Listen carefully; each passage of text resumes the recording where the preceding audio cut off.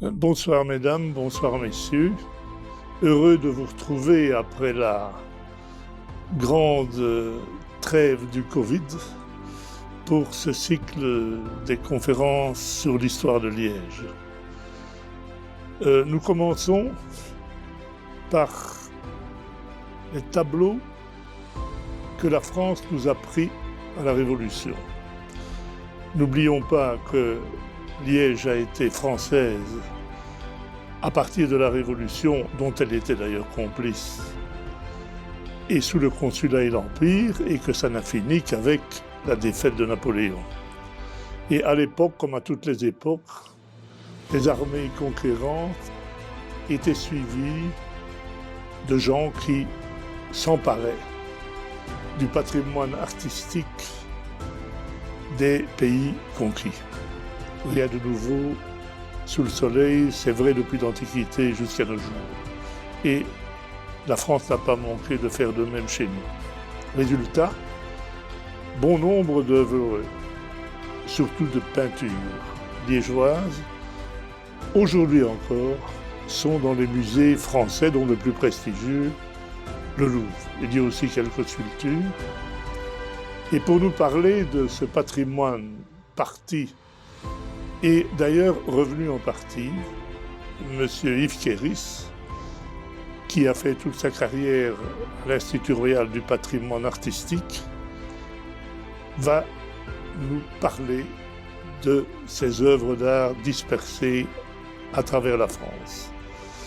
M. Kéris, non seulement est un spécialiste éminent, mais il s'est passionné pour ce sujet à cause évidemment de son patriotisme liégeois, j'imagine, et il sait tout sur le sujet dont il parle avec enthousiasme. Sujet intéressant, parce que très à la mode en plus, puisque à notre époque, dans le monde entier, on se demande tout de même s'il ne faut pas que tous ces pillages soient réparés et que les œuvres d'art, non seulement celles de Liège, mais toutes, soient rendues à leur pays d'origine. Donc, bonne audience, et je crois que c'est un sujet qui devrait intéresser les Liégeois.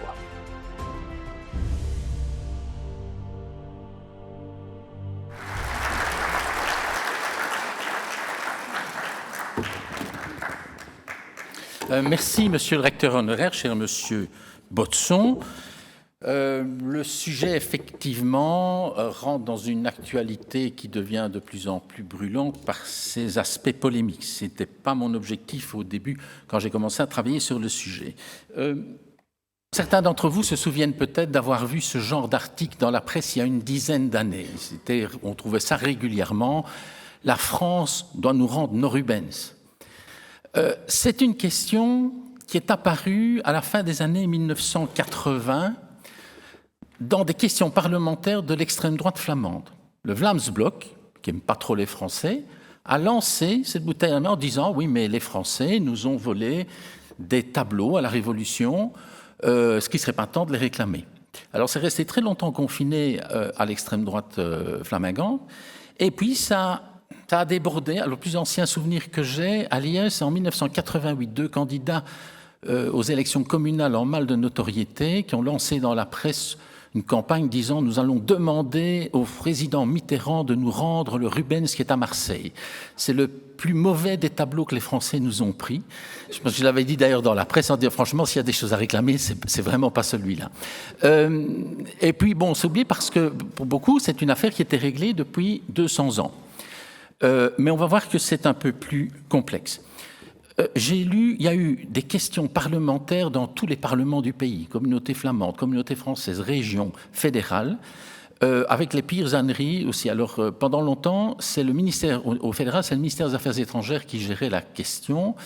Et la doxa était très simple pour les affaires étrangères, c'est la Belgique n'existait pas quand les Français ont envahi les Pays-Bas méridionaux et la principauté de Liège en 1794.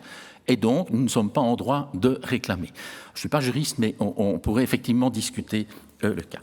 En 2015, pour le fédéral, c'est la secrétaire d'État Elke Sleurs, NVA, qui est en charge du dossier. Et c'est la première des ministres interrogés, notamment au Parlement, qui a l'idée de dire, avant de répondre, j'allais dire n'importe quoi comme ses prédécesseurs, je vais réunir des spécialistes. Et elle a réuni une commission, une dizaine de personnes. J'ai participé à cette commission au milieu de l'année 2015.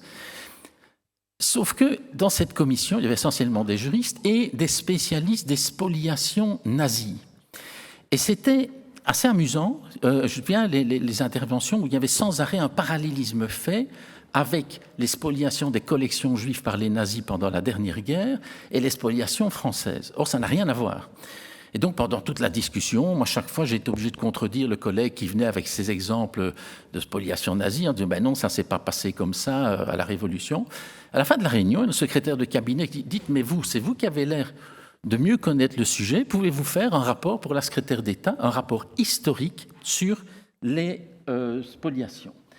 Et j'ai remis ce rapport, effectivement, qui a ravi la secrétaire d'État parce que c'était vraiment une étude historique avec les réflexions sur les questions de restitution. Elle a pu du coup présenter ça au Parlement et le cabinet m'a même suggéré de publier ce rapport. Et je l'ai publié sciemment dans une revue française, parce que je peux vous dire que les collègues français étaient quand même un peu inquiets de ce genre de réflexion sur le mode « rendez-nous nos tableaux ». Moi, je suis personnellement de ceux qui, j'anticipe peut-être un peu ma conclusion, je suis de ceux qui pensent qu'on ne réécrit pas l'histoire. Mais bon, on va y revenir. À la suite de cela, Madame Slurs m'a demandé de faire l'inventaire des peintures et des sculptures que les Français ont emporté des Pays-Bas méridionaux et de la Principauté de Liège en 1794-95. Et cet inventaire, vous le trouverez en ligne sur le site de l'IRPA. L'Institut du patrimoine artistique est effectivement assez spécialisé dans les inventaires, et à l'époque, je dirigeais le service inventaire de l'IRPA. Donc, avec une petite équipe, nous avons fait des recherches pour comprendre, savoir exactement, mais qu'est-ce que les Français ont pris ? Qu'est-ce qui est revenu? Qu'est-ce qui a disparu? Et donc, vous avez effectivement sur le site de l'IRPA une liste, c'est par envoi. Il y a eu en fait 7 envois des Pays-Bas et de la Principauté de Liège vers Paris en 1794-95. Nous avons fait donc un classement par envoi qui renvoie à des fiches de la photothèque de l'IRPA et à des notices. Donc, depuis 2018, cet inventaire est en ligne et vous avez exactement la liste des tableaux et des sculptures que les Français ont spoliées, avec la liste aussi des localisations. Alors, l'histoire commence, comme toujours, le 14 juillet 1789 à Paris, prise de la Bastille. C'est le début de la Révolution. On oublie souvent que la Principauté de Liège a été le premier pays à suivre la France dans sa Révolution. 14 juillet 1789 à Paris, 18 août, un mois et quelques jours plus tard, à Liège. C'est ce qu'on appelle l'heureuse révolution parce que le sang n'a pas coulé. Mais le prince-évêque doit s'enfuir et se met en place une administration pro-révolutionnaire, donc pro-française. On proclame la République. Et puis en 1791, le prince-évêque revient avec les armées autrichiennes. Donc l'administration liégeoise pro-française, ils s'exilent tous à Paris. Et puis rebelote, les Français reviennent, bataille de Jemappes, 1792. Et puis les Autrichiens reviennent, enfin bref. Et puis nous arrivons 1794, vous regardez au milieu de la carte, bataille de Fleurus, 26 juin 1794. Ça, c'est le signe, c'est la fin. C'est la fin des Pays-Bas, c'est la fin de la Principauté de Liège. C'est la conquête par la France à laquelle ces deux pays seront rattachés officiellement le 1er octobre 1795, un an plus tard. Et chez nous s'appliquent à ce moment-là les lois aussi de la République. Ce qui est important de savoir, c'est que donc, dans ces périodes où le prince-évêque est exilé, c'est cette administration pro-française qui est au pouvoir. Ça, c'est vraiment extrêmement important. Donc, les Liégeois, farouches francophiles, comme on sait, ils avaient réclamé déjà le rattachement à la France dès le premier exil du prince-évêque, et ils espéraient de la France un traitement différent de celui réservé aux Pays-Bas autrichiens. Ils durent bientôt déchanter et reconnaître qu'ils se trouvaient bel et bien dans un pays occupé. Vous voyez sur la carte que les troupes françaises sont arrivées par les confins du Hainaut. Elles sont entrées sur le territoire des Pays-Bas en mai. Il faut savoir que parmi ces troupes, accompagnaient ces troupes, des commissions qu'on a appelées des agences d'extraction. Les Français avaient mis en place 2 commissions chargées de prélever les chefs-d'œuvre de la peinture baroque flamande essentiellement lors de la conquête. Ce qui est amusant, c'est qu'en fait, on a 2 commissions qui sont un peu rivales et j'ai découvert que ça s'est passé exactement de la même façon lorsque les nazis ont envahi l'Union soviétique en 1941. Il y a eu plusieurs commissions chargées de prélever, comme commissions concurrentes chargées de prélever là des millions d'objets qui ont été prélevés en Union soviétique. Après quelques semaines aussi, donc ces 2 agences d'extraction font concurrence. Le comité de salle de Puy, la Convention, décide de créer une 3e agence à laquelle elle va donner la préséance sur les 2 autres. Cette agence, elle est composée de 4 spécialistes, un botaniste, M. Thoin, un géologue, M. Faujas, un bibliothécaire, M. Leblond, et un architecte, M. de Voilly, Charles de Voilly, dont vous voyez le portrait ici. Au moment où cette 3e commission entre en fonction, la Belgique, les Pays-Bas méridionaux, ont déjà été largement écrémés. Les 2 premières commissions ont déjà vidé les églises et les couvents d'Anvers, de Bruxelles, de Malines, d'Alost, de Bruges, de Gand, de Tournai, des pièces majeures pour préparer l'envoi en France. Et donc, en fait, cette 3e commission, elle n'a guère d'activité qu'à Liège. Les troupes françaises entrent à Liège le 30 juillet 1794 et les commissaires arrivent 2 mois plus tard, le 30 septembre. Si je vous montre le portrait de ce Charles de Voilly, c'est parce que c'est lui qui était chargé dans cette commission de prélever les œuvres d'art. Je ne parle aujourd'hui que d'œuvres d'art, mais il faut bien savoir que ces commissaires étaient chargés de prélever bien d'autres choses. Des livres, donc les bibliothèques liégeoises ont été écrémées, donc notamment du Collège des Jésuites. Des objets de science, des objets d'histoire naturelle. Donc, c'est pour ça qu'il y a un géologue, c'est pour ça qu'il y a un botaniste. Et donc, ce qui nous intéresse ici aujourd'hui, c'est plus spécialement les œuvres d'art. Alors, il faut bien savoir qu'ailleurs, à Bruxelles, à Anvers, etc., ils n'ont pas été très bien reçus, ces commissaires. Et donc, ils ont profité un peu du désarroi des populations. Quand une troupe entre chez vous, la première chose à laquelle vous pensez n'est pas de sauver les tableaux de votre église. Il faut savoir qu'à Anvers, ils sont entrés, je pense, fin juin. Le lendemain du jour de l'entrée des troupes françaises, on commençait à dépendre les tableaux. Tout ça a été remarquablement préparé. À Liège, on les accueille chaleureusement, le 30 septembre 1794, en se disant, ils viennent dépouiller les églises du pays, mais on les accueille fraternellement parce qu'ils annoncent que, je cite, « les effets qu'ils emporteraient ne le seraient qu'à titre d'échange. Les Liégeois attendent toujours. »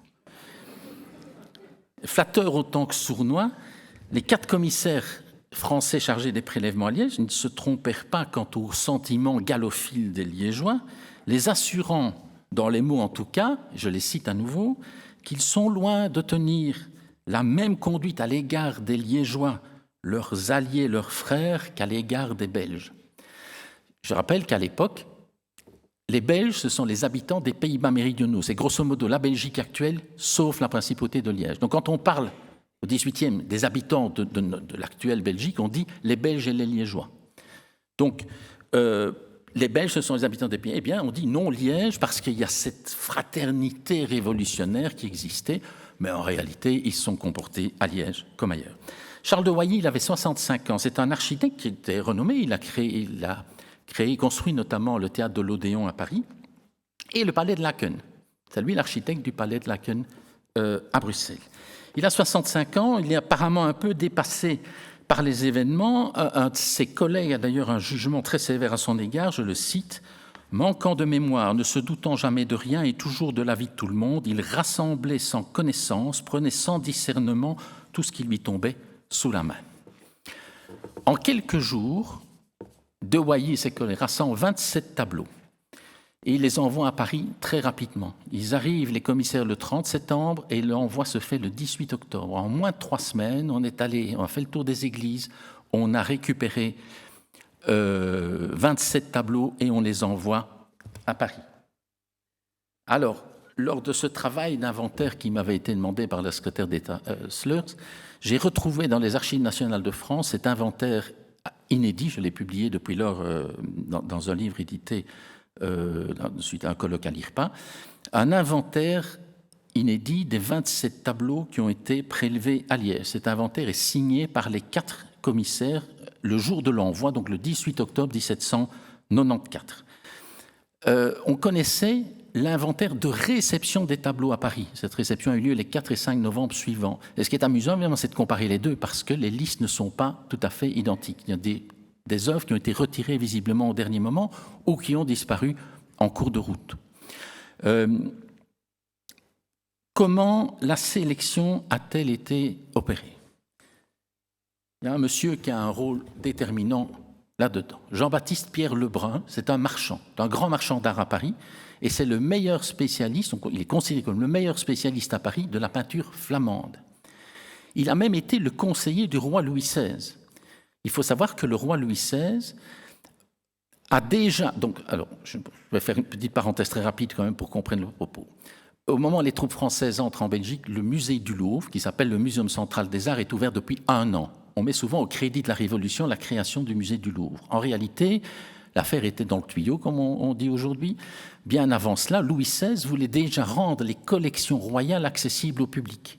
Ces collections royales, elles étaient très riches en tableaux français, espagnols et italiens, et beaucoup moins en peinture flamande.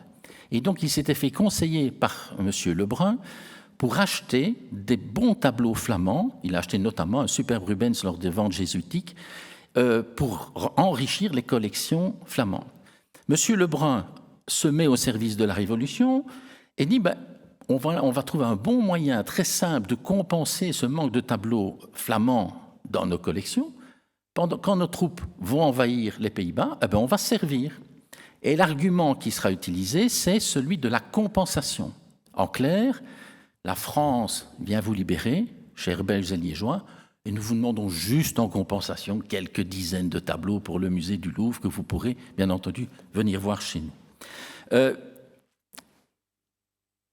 Monsieur Lebrun, pour faire cette sélection de tableaux, il a utilisé le premier guide Michelin de l'époque, le voyage pittoresque de la Flandre et du Brabant. C'est le premier guide touristique publié en 1769, premier guide touristique des Pays-Bas. C'est très bien fait, c'est un peintre lui-même, Jean-Baptiste Descamps, qui fait une liste ville par ville des monuments à visiter, des couvents où il faut aller voir tel ou tel tableau. Alors c'est amusant parce qu'à la fin, il donne en plus les heures des coches pour passer d'une ville à l'autre. Donc c'est vraiment le guide touristique.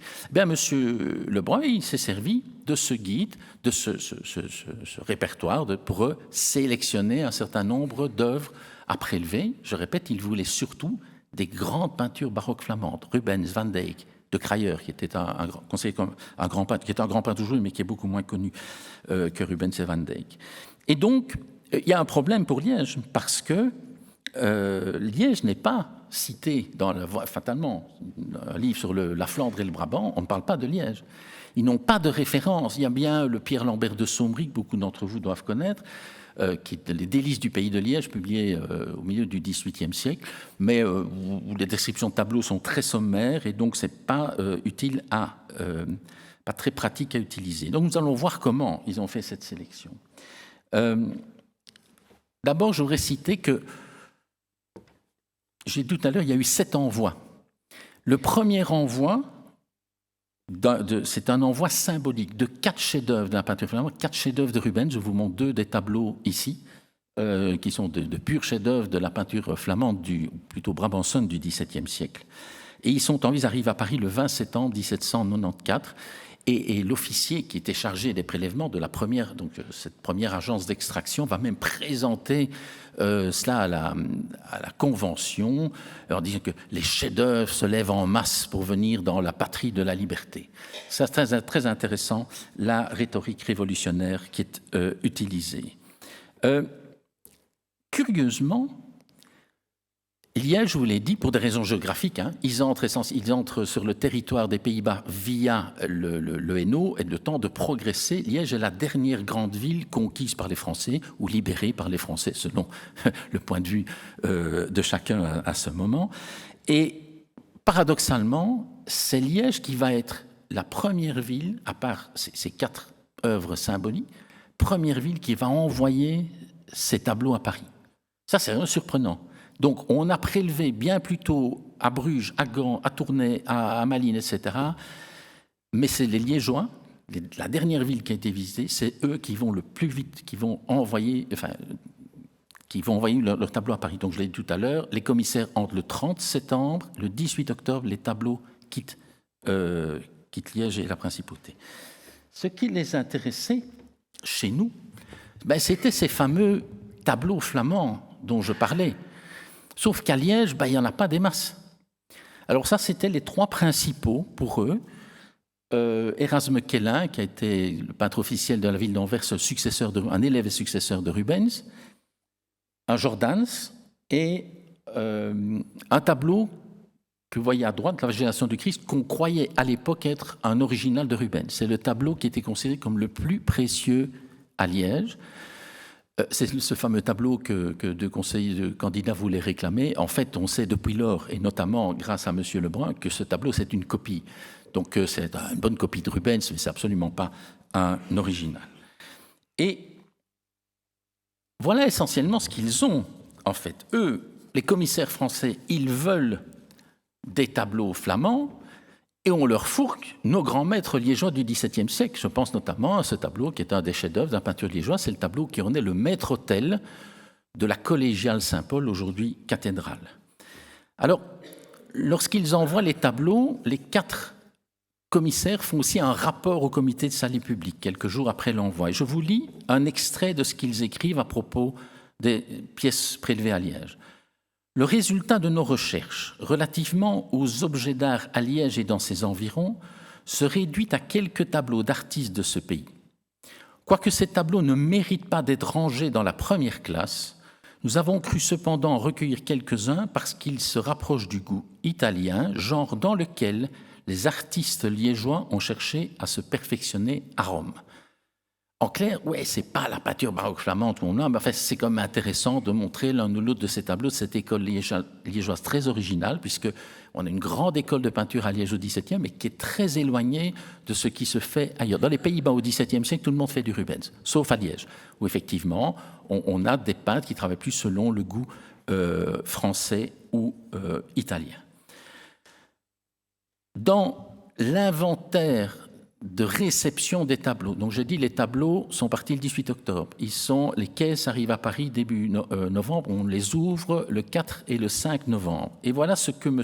Lebrun écrit à propos des tableaux. Donc, il y a une quinzaine de tableaux qu'il considère venant de Liège comme des œuvres majeures et une dizaine dont il dit, je cite, « Ceux-ci après auraient pu rester dans le pays. Ils eussent été un témoignage du goût et des lumières de la nation française. Je ne décrirai ni leur état ni leur médiocrité. » Mesdames, Messieurs, la première fois que j'ai vu ce document, dans les années 80 aux archives des musées nationaux, j'ai failli m'évanouir. Non seulement ils nous piquent nos tableaux, mais après ils viennent dire finalement c'était pas tellement intéressant, ils auraient mieux fait de les garder.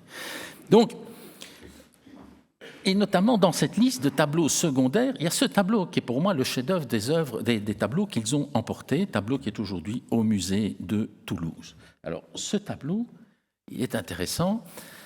Je vous montre ici une photo du trésor de la cathédrale prise il y a quelques années. Et regardez bien le visuel du trésor. Je dis toujours, c'est quand même le seul musée au monde que je connaisse qui a mis en photo du visuel pour faire la pub de ses collections un tableau qui ne lui appartient pas. C'est un détail du tableau de Toulouse. Mais l'ancien conservateur du trésor de la cathédrale de Liège se battait et se bat encore, je l'ai vu ce matin, il m'a encore confirmé sa nouvelle stratégie pour que ce tableau revienne à Saint-Paul. Il a dit il veut que la ville de Toulouse mette ce tableau en dépôt permanent à Liège. Et donc, une stratégie, donc, vous voyez, c'est cette passion revendicatrice qui reste quand même parfois très forte chez certains. Alors, en résumé, nous sommes devant un grand paradoxe. Des tableaux qui n'intéressaient pas vraiment les Français ont été envoyés à Paris en fait sous la pression de la nouvelle administration liégeoise.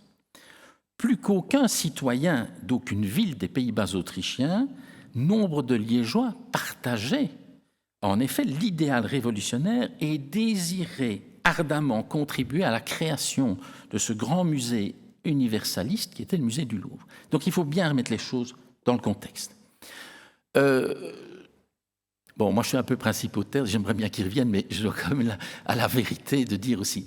Le musée du Louvre, à l'époque, c'est un projet extraordinaire. L'idée, c'est de concentrer en un endroit tous les chefs-d'œuvre de l'art européen.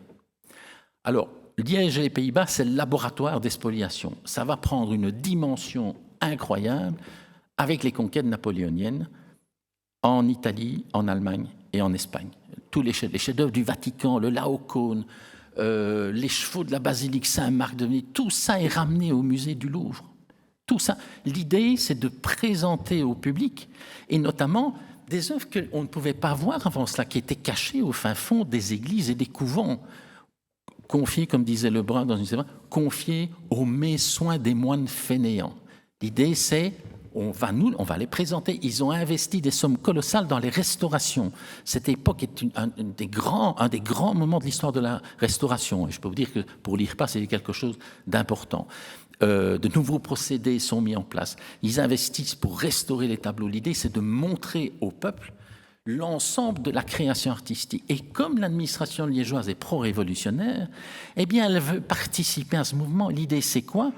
Nous voulons aussi que nos grands peintres du XVIIe siècle liégeois soient montrés au musée du Louvre et puissent donc profiter de ce moment extraordinaire et donc participer à cette présentation des chefs-d'œuvre de l'art européen. Donc, je dis ça pour un peu quand même dédouaner nos aïeux.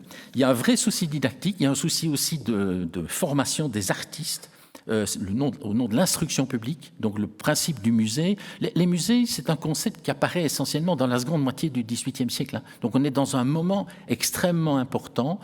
Un peu de décontextualisation, on retire les œuvres notamment des églises pour les présenter de manière plus parlante souvent au public. Alors, cette approche va susciter des soutiens locaux. Et ce sont en fait, c'est ce que je vais vous montrer maintenant, ce sont les agents locaux liégeois qui ont sélectionné les œuvres en fait. Les commissaires français, je pense qu'ils y sont pour très peu de choses. Et donc, ils ont bénéficié de l'aide de celui que j'appelle le collabo en chef. Vous voyez qu'il a déjà le crâne rasé. C'est le grand peintre Léonard de France, qui est une sommité, c'est le plus grand peintre qu'on ait eu à Liège au XVIIIe siècle. Eh bien, lui, il était pétri des concepts de la Révolution. Il a été dans ces Liégeois qui se sont exilés à Paris à chaque fois que le prince-évêque revenait, 1791-92, et il a participé à toute cette réflexion en France. Et donc, il a d'ailleurs, dans les archives nationales à Paris, je trouve des mentions de lui, il est cité comme agent préposé pour les objets d'art de Liège. Et quand il écrit à De Wailly, il lui donne du cher confrère. Donc ça voit bien, il se sentait l'âme de ces commissaires chargés des prélèvements. Et je suis convaincu que c'est lui qui a fait la sélection des tableaux, et il était... Là, c'est le côté un peu excessif de France, une personnalité quand même très controversée. J'ai voulu le mettre dans le titre, dans le résumé de ma conférence, mais M. Demoulin m'a obligé à changer. Ça ne peut pas être trop... Il a été plus vaillant que les commissaires français eux-mêmes. En fait, ceux-ci ont quitté Liège, donc en fait, ils suivaient les troupes françaises. Ils vont se retrouver en Allemagne et ils vont faire la même chose, sélectionner des œuvres à Cologne, etc. Eh bien, lui, il continue à chercher. Il continue, on a des lettres qu'il a écrit à ce De Wailly pour dire, à propos, j'ai encore trouvé des choses qui pourraient peut-être vous intéresser. Il continue à prospecter que les Français sont partis, ils nous ont pris 27 tableaux, merci, au revoir. Donc lui, il continue. Et alors, il y a aussi une chose que je peux démontrer et qui me convainc dans l'idée que c'est lui qui a fait la sélection. Le fameux tableau dont je vous disais tout à l'heure, c'était le tableau considéré comme le plus important et le plus cher, surtout à Liège. Il se trouvait dans ce qu'on appelait l'hospice des malades incurables et des femmes repenties, que l'on connaît aujourd'hui mieux sous le nom d'hospice du Verbois. C'est l'ancienne chapelle, vous voyez la photo jusqu'en 1990, c'était l'état de la chapelle du Verbois. Eh bien, ce tableau était accroché, je pense, sur le mur du fond. Et avant même l'arrivée des commissaires français, de France s'est rendu à l'hospice. Il a demandé à voir le tableau. Et ça a été compliqué parce que les gestionnaires de l'hôpital l'avaient planqué parce qu'ils se doutaient bien que ça allait mal finir. Ils ont été obligés finalement de lui montrer le tableau. Et quelques jours après, des soldats se sont présentés avec le secrétaire du représentant du peuple à Liège-Fressines. Ils ont emporté le tableau, promettant qu'ils seraient payés. Ça, c'est bien ri ça en disant ça. Il n'en fut évidemment rien du tout. Mais donc ça veut dire qu'avant l'arrivée des commissaires français, de France faisait déjà sa prospection pour les œuvres à sélectionner. Quand je vous parle de... Ah oui, pardon, tout à l'heure, je vous ai dit ce tableau, on sait aujourd'hui que c'est une copie, le tableau original de Rubens, c'est dans l'église Saint-Paul à Anvers. Et pour vous dire l'enthousiasme de France, dans une de ses lettres à De Wailly, qui est à ce moment-là en Allemagne, donc plusieurs jours après que les tableaux soient partis, il continue, il se plaint de la lenteur et de la paresse des ouvriers employés au démontage du maître-autel de la cathédrale de Liège. Donc on avait été décidé aussi que les colonnes en marbre du maître-autel de Saint-Lambert, donc vous voyez un dessin, il était décidé qu'il serait aussi envoyé à Paris. Donc il y a énormément de pièces en marbre aussi qui sont parties, et là on n'a absolument aucune liste. Donc de France continue à chercher des œuvres d'art alors que les commissaires français sont partis depuis bien longtemps. C'est lui qui a fait, à mon avis, la sélection. Et voici un tableau qui a eu une histoire un peu particulière dans l'ensemble. À droite, vous voyez une photo qui montre une vue actuelle du plafond de la nef centrale de l'ancienne collégiale Saint-Denis. Et vous voyez, il y a un énorme tableau qui fait 6 mètres de long. À l'origine, c'est un tableau d'un peintre qui s'appelle Jean-Guillaume Carlier, un des meilleurs peintres liégeois du XVIIe siècle. Ce tableau est un tableau peint sur bois et il a été sélectionné par De France pour être envoyé à Paris. Lorsqu'on a descendu le tableau, donc sans doute début octobre 1794, il s'est fracassé sur le sol. Et tous les auteurs qui parlent de Carlier dans la littérature liégeoise disent que ce tableau a été détruit. Or, moi, je trouve sa trace dans les archives jusqu'à Charleville-Mézières. Ce tableau n'a pas été détruit, il a sans doute été abîmé, mais il est bel et bien parti, mais il est parti plus tard. Pourquoi ? Parce que peut-être à cause du problème, de l'état dans lequel... Mais à gauche, on a une copie du tableau d'origine, donc on a une idée exacte. Et un peintre liégeois au début du 19e en a fait une copie. Donc aujourd'hui, à Saint-Denis, vous avez encore la copie du tableau, d'après une petite copie qui était connue. Eh bien, ce tableau, je pense qu'on l'a envoyé plus tard pour une question à la fois de poids et peut-être une question d'état. Donc, il est repris dans l'inventaire des tableaux envoyés le 18 octobre, mais il n'est pas dans l'inventaire de réception à Paris. Il a été soustrait, et alors j'ai retrouvé des documents d'archives. Il disparaît malheureusement à Charleville-Mézières. Alors pour Charleville-Mézières, c'est parce qu'on utilisait la Meuse jusque-là, et puis il y avait un transbordement, et là le tableau disparaît au milieu de l'année 1795. Un antiquaire liégeois m'a dit il y a très longtemps qu'il avait entendu dire que ce tableau était dans un château du nord de la France. Alors, un tableau de 6 mètres de long, il ne passe quand même pas inaperçu, donc j'ai quand même contacté aussi des collègues français, mais de la DRAC et des antiquités et objets d'art de France, donc ils font les inventaires dans le nord de la France et personne ne connaît malheureusement ce tableau.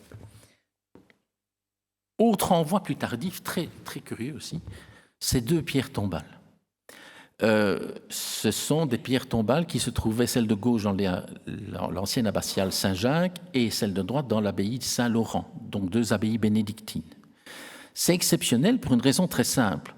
Je vous ai dit, on a fait l'inventaire avec des collègues de l'IRPA de tout ce qui a été prélevé dans les Pays-Bas et la principauté de Liège, et on n'a trouvé qu'une seule autre sculpture qui ait été prélevée. Et quelle sculpture ?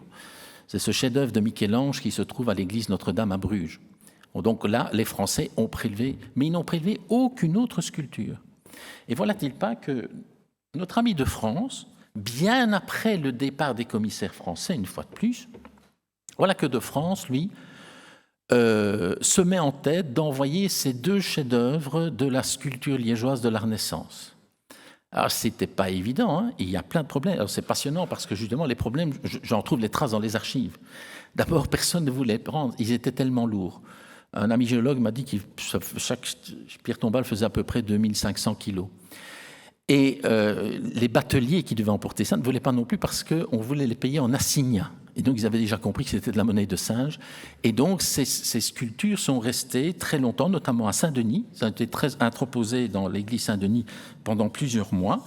Mais de France s'est battue pour qu'on les fasse partir et qu'elles rejoignent Paris. Et donc, on a une lettre notamment, il a dit qu'il reste, outre ces 2 pierres tombales, encore de multiples colonnes et chapiteaux en marbre qui mériteraient d'être envoyés à Paris. Ce lot, on le retrouve, je vous l'ai dit, à Charleville-Mézières.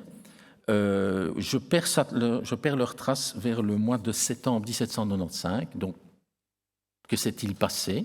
Alors, c'est amusant parce que ces deux bas-reliefs remarquables, on suppute leur histoire. En fait, il semble bien que le bateau qui les a amenés à Charleville-Mézières a chaviré dans les environs de Charleville-Mézières. Et ils ont été récupérés des années plus tard, même un demi-siècle plus tard. Et le batelier qui a récupéré ça, je ne sais pas comment, a trouvé ça dans le lit de la Meuse, il les a donnés à un tanneur de Charleville. Et qu'est-ce qu'il a fait, le tanneur? Il les a retournés et il a commencé à gratter ses peaux sur le revers. Et c'est seulement vers 1857 que des érudits locaux, comme on dit pudiquement, se sont rendus compte, disent « Chez le tanneur, mais c'est quoi ces pierres sur lesquelles vous grattez vos peaux ?» On a retiré et on a trouvé 2 magnifiques pierres tombales qui ont été alors mises en vente, sont passées dans les collections privées, et puis celle de gauche est finalement arrivée au musée du Louvre, qui était sa destination première, et celle de droite est aujourd'hui, a été acquise donc, par le musée du Cinquantenaire à Bruxelles. Autre œuvre problématique, ce grand tableau, alors que je vous engage à aller voir parce qu'il vient d'être restauré, il est dans l'église Sainte-Catherine, c'est le tableau du maître-autel de l'église Sainte-Catherine, je crois que c'est le plus grand tableau ancien qu'on ait fait à Liège, c'est 6,40 mètres de haut. J'ai une photo en cours de restauration.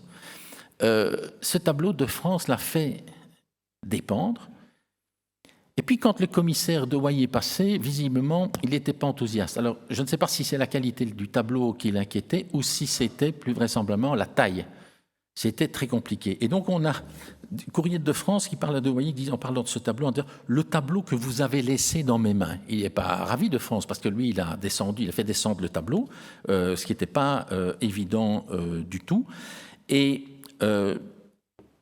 on se demande, est-ce que ce tableau était jugé digne de passer... Enfin, est-ce que ce n'est pas de Hoyer qui a dit à de France « non, là, vous exagérez, mon cher ami, ce tableau-là, on n'en veut pas, c'est peut-être pas un peintre suffisamment important ».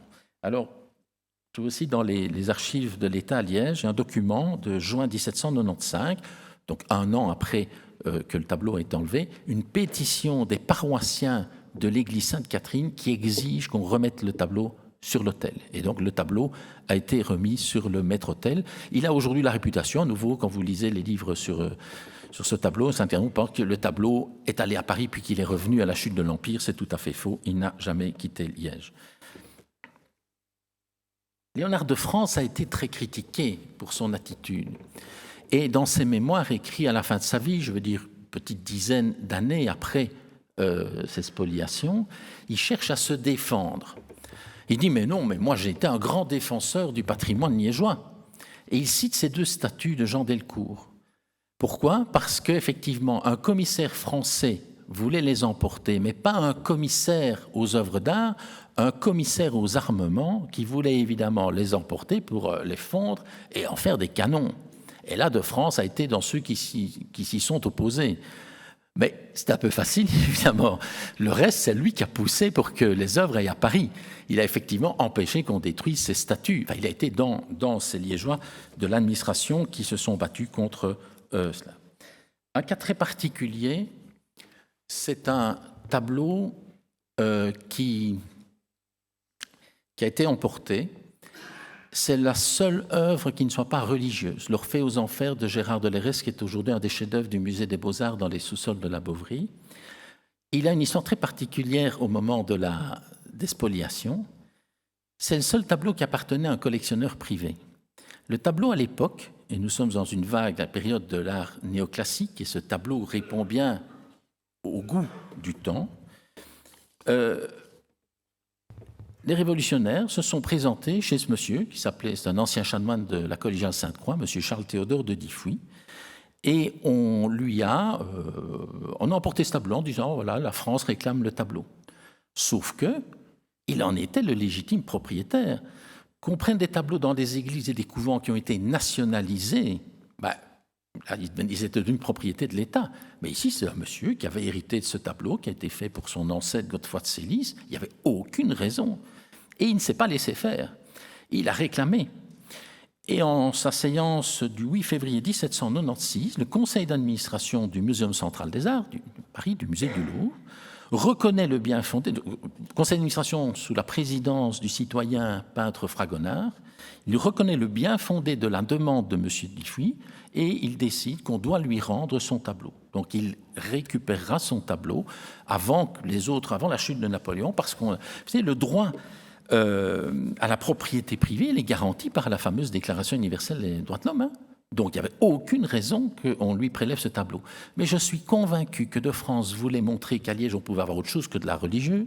C'était le tableau qui avait la plus grande réputation à Liège. Alors le Rubens dont j'ai parlé, là c'était pour une raison financière, mais ce tableau était considéré ici comme le chef-d'œuvre de l'école liégeoise du XVIIe siècle. Et donc il voulait, cette de France se battait pour qu'on l'expose à Paris.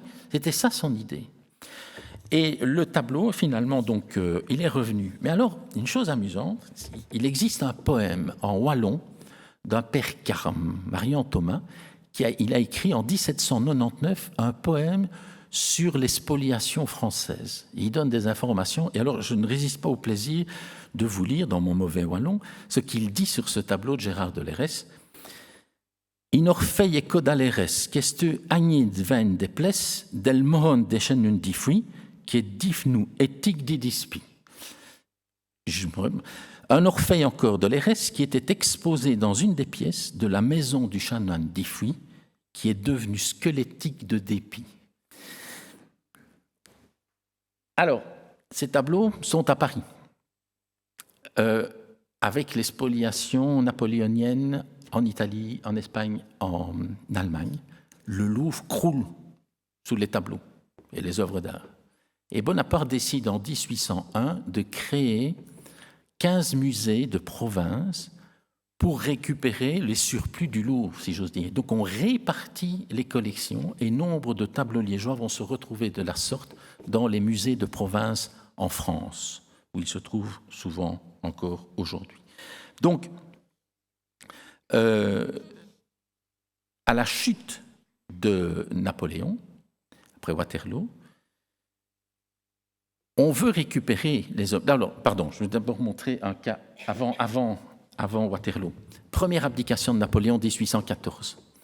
L'administration liégeoise la commence à écrire à Paris. C'est à mourir de rire quand on lit les archives à 20 ans d'écart, quand on lit l'enthousiasme de France et compagnie en 1794, et puis alors l'administration en 1814 dit « On s'est vraiment senti dépouillé de nos chefs-d'œuvre par les Français il y a 20 ans, est-ce que vous pouvez nous les rendre ?»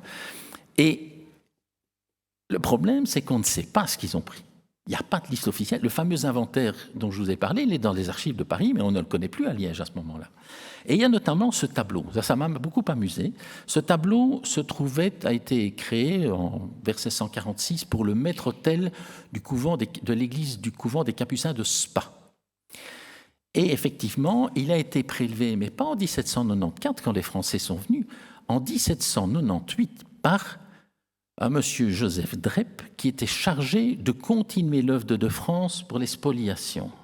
Donc, en fait, ce qui s'est passé, c'est que quand les Français sont partis, les autorités locales, pas seulement d'ailleurs à Liège, aussi le cas à Namur, se sont dit, tiens, c'est pas bête ça, puisque toutes ces œuvres sont nationalisées, les œuvres des couvents et des églises, si on allait les prélever pour créer un muséum local. C'est comme ça qu'on a créé des muséums départementaux, des petits muséums à l'image du musée du Louvre. Et en 1798, ce tableau a été saisi à Spa contre l'avis des habitants. On a des réactions là parce que en 1794, ça va tellement vite, la population n'a pas le temps de réagir. En 1798, comme on se dit, voilà, maintenant ça commence à bien faire. Hein. Le rapport de Drepp est d'ailleurs très clair en disant oui, il faut j'ai mis les scellés sur ce tableau, il faut vite venir le chercher parce que je crains le vandalisme et l'opposition des habitants de Spa. Petite parenthèse pour une autopromotion. j'anime depuis quelques semaines une émission de radio sur RCF Liège tous les jeudis de 16h à 16h30 et nous aurons bientôt une séquence sur le Joseph Drep en question. Je cite quelques anecdotes sur justement son action à l'époque révolutionnaire. Donc, le tableau en question est réclamé par l'administration liégeoise en 1814, sauf qu'en fait, ce tableau, il n'a jamais quitté Liège. Drep, il l'a ramené de Spa. Le tableau est très grand, il est toujours exposé au Grand Cussus. On savait où le mettre. On est allé le déposer dans une église, l'église Sainte-Foy. Il a été complètement oublié. Et donc, en 1814, on écrit à Paris, vous voulez bien nous rendre le tableau de Spa? Et le tableau, il n'a jamais quitté Liège.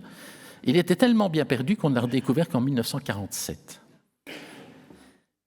Et l'attribution, c'est encore bien plus interdit. Alors, qu'est-ce qu'on fait quand en 1815, 14, 15, donc ça dépend, on se dit, il faut qu'on récupère nos tableaux, mais il faut qu'on ait des bases de réclamation.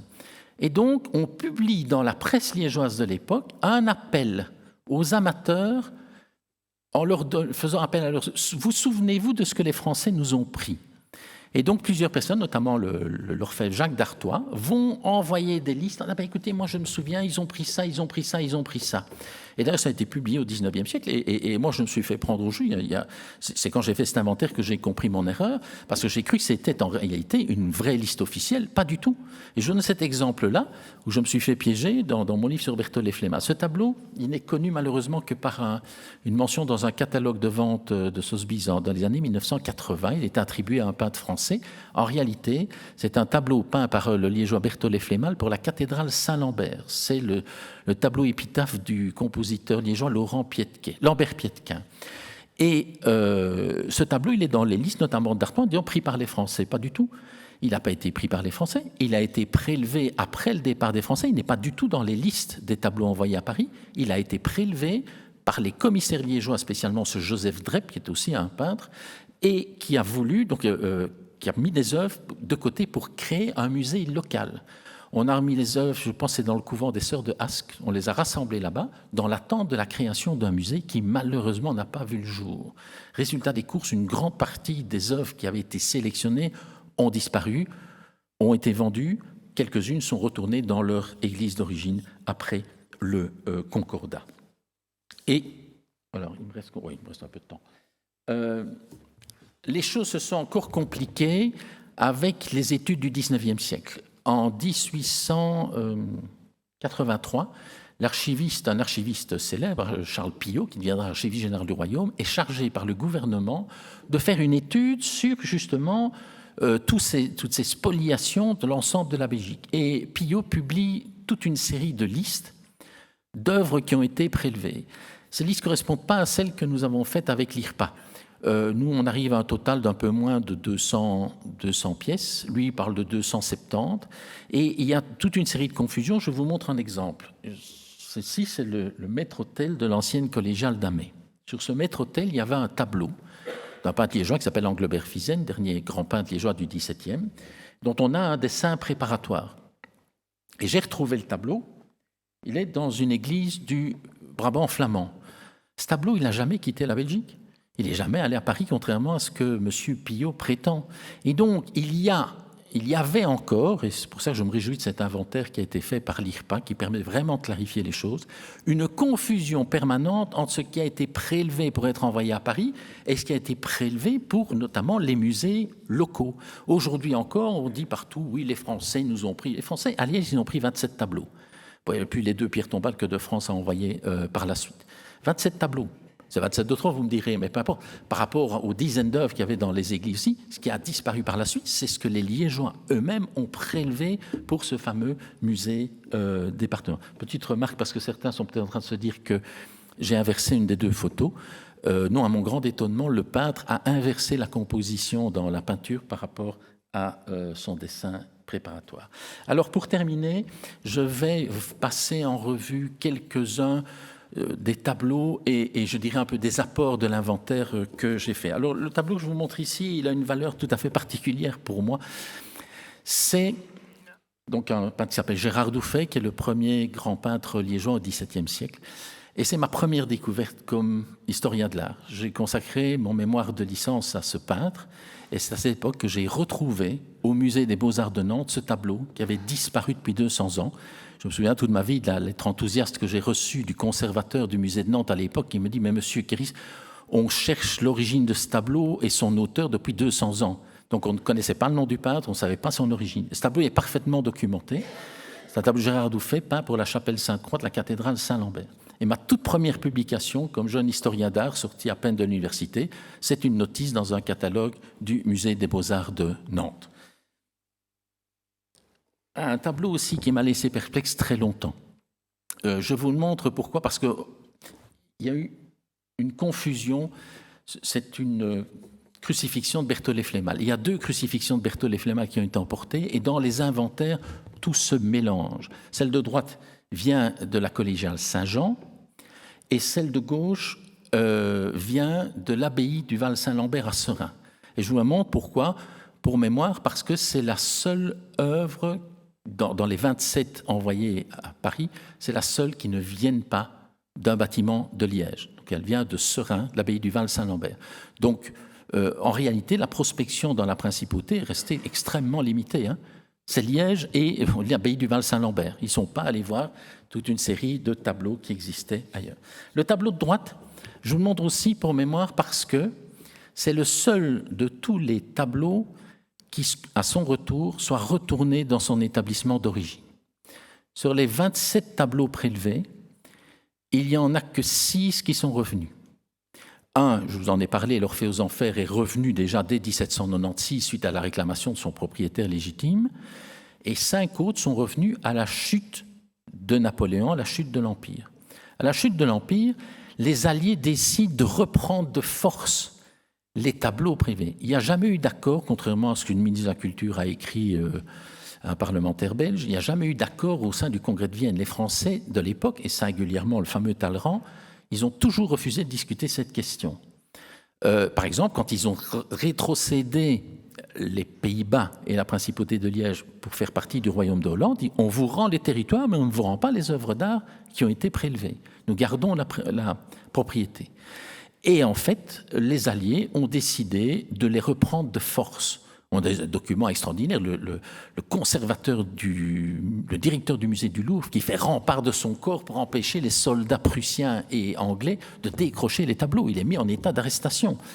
Et donc, les tableaux qui étaient au Louvre sont repris. Sauf que nos petits maîtres liégeois, comme je vous l'ai dit, étaient considérés comme des artistes un peu secondaires.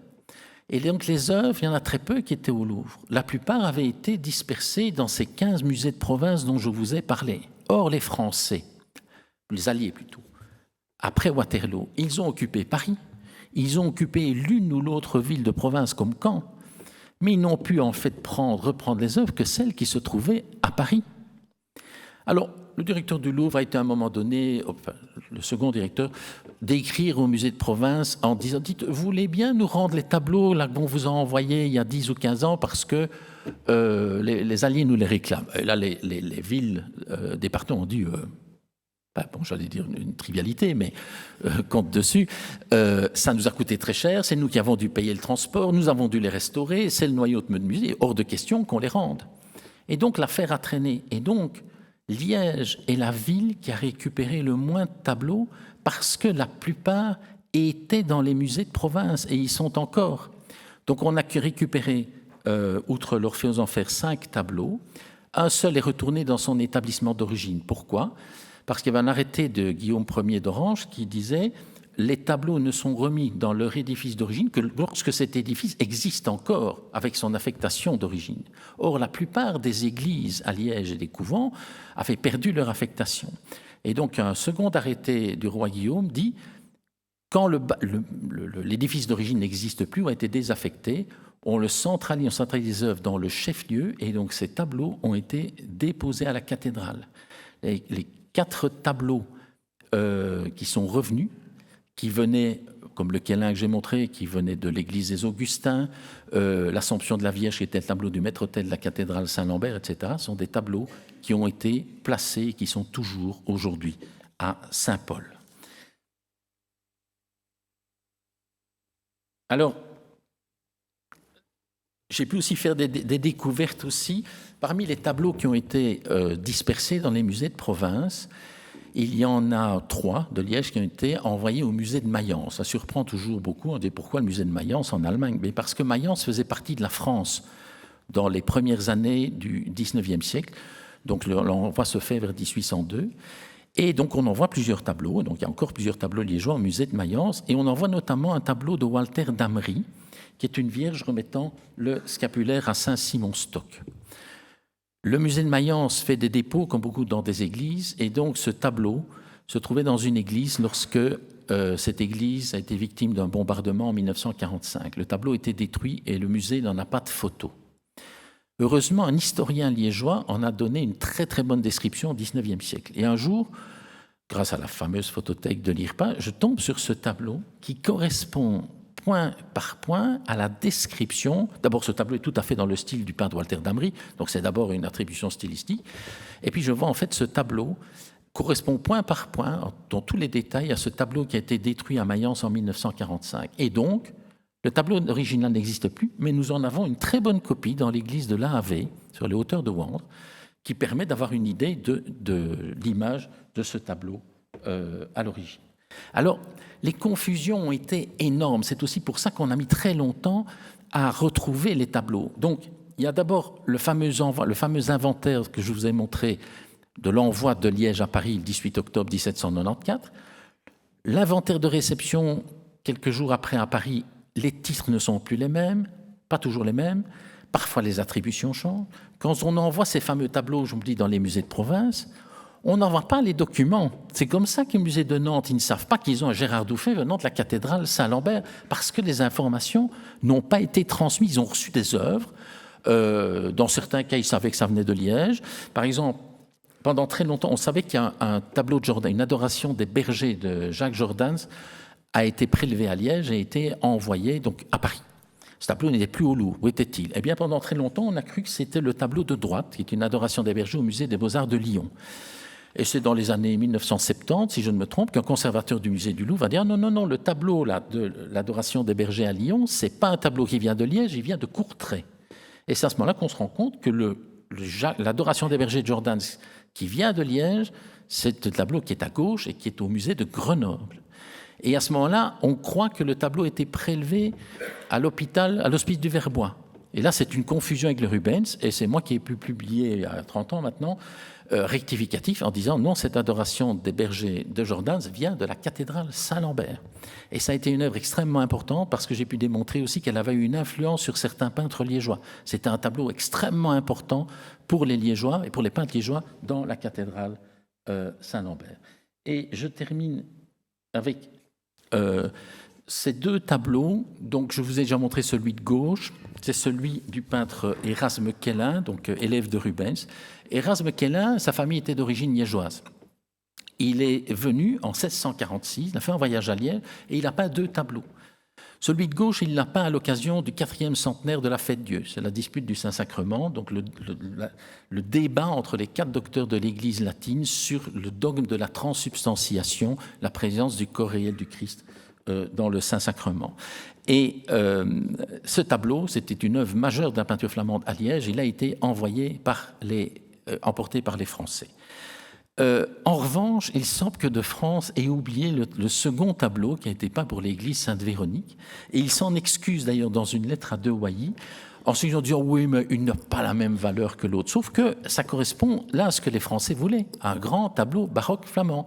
Donc, De France a minimisé les choses en disant qu'il avait considéré que c'est un tableau un peu secondaire, mais qu'il l'enverrait plus tard. Il dit on a le temps. Par chance, heureusement, on a arrêté. Donc De France, même s'il a continué ses prospections, on a quand même arrêté et on n'a plus rien envoyé à Paris. On peut s'en réjouir. Alors je vais terminer ici. Alors, je vais terminer par une question à laquelle je ne vais pas répondre, mais qui est lancinante pour beaucoup. Doit-on réclamer nos tableaux à la France?